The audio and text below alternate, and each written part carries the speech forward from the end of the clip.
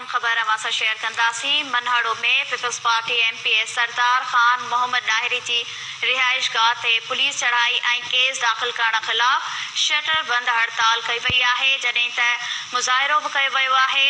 अहम खबर अवां ताईं पहुचायूं पिया। मनहड़ो में peoples party MPA Sardar Khan Mohammad नाहिरी जी रिहाइश गाह ते पुलिस चढ़ाई ऐं केस दाख़िल करण खिलाफ़ शटर बंद हड़ताल कई वई आहे।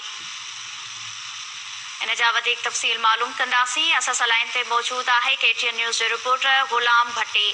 जी गुलाम भट्टी, छा तफ़सील आहिनि? हीअ जेकी हड़ताल कई वई आहे तव्हांखे ॿुधाईंदो हलां त पीपल्स पार्टी जे MPA Sardar Khan Mohammad नाहिरी साबिक़ा MPA doctor बहादुर खान नाहिरी जे घरनि ते पुलिस चढ़ाई ऐं केस दाख़िल थियण वारे अमल ख़िलाफ़ मनहड़ो शहर में मुकमल शटर बंद हड़ताल करे समूरो कारोबारी मर्कज़ जंहिंमें इलेक्ट्रॉनिक मार्केट, कपड़ा मार्केट, शूज़ मार्केट, सब्जी मार्केट समेत ॿिया कारोबार बंदि करे समय माण्हुनि जो गुलाम डारी, मुमताज़ मल्ला, मोहम्मद इब्राहिम डारी, इब्राहिम डारी, मोहम्मद बूटा जट ऐं ॿियनि जी अॻवानी में मनहड़ो प्रेस क्लब अॻियां एहतियाती मुज़ाहिरो करे मोरबादी रोड ते धरणो हणी पुलिस खिलाफ़ सख़्त नारेबाज़ी कंदे इन्हनि मुतालबो सिंध हुकूमत खां मुतालबो कंदे सरदारनि मथां जेके पूरा केस दाख़िल करे ऐं चढ़ायूं कयूं पियूं वञनि उन्हनि खे बंदि कयो वञे। जे न त ॿी सूरत में असां जेको आहे सुपर हाईवे बंदि कंदासीं। जी वॾी महिरबानी। नाज़रीन, गुलाम मोहम्मद भट्टी असांखे तफ़सील ॾिना आहिनि मनहड़ो खां।